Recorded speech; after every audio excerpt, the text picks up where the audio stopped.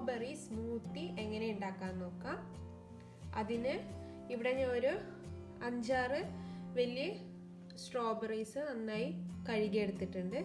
പിന്നെ 1 കപ്പ് തണുത്ത പാല്, 1 കപ്പ് യോഗർട്ട്, 4 ടേബിൾ സ്പൂൺ പഞ്ചസാര.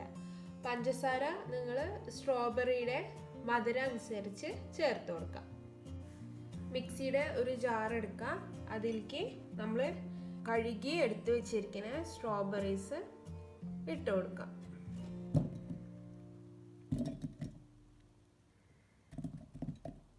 ഇതിലേക്ക് 1 കപ്പ് യോഗർട്ട് ചേർത്ത് കൊടുക്കാം. 1 കപ്പ് തണുത്ത പാല്,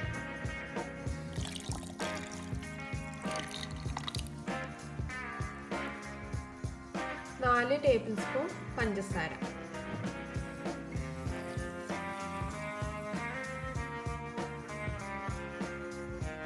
ഇനി നമുക്കിത് നല്ലോണം അടിച്ചെടുക്കാം.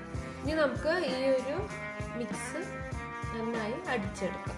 നമ്മുടെ സ്ട്രോബെറി സ്മൂത്തി റെഡി ആയിട്ടുണ്ട്. ഇനി നമുക്കിതൊരു ഗ്ലാസ്സിലേക്ക് പകർത്താം.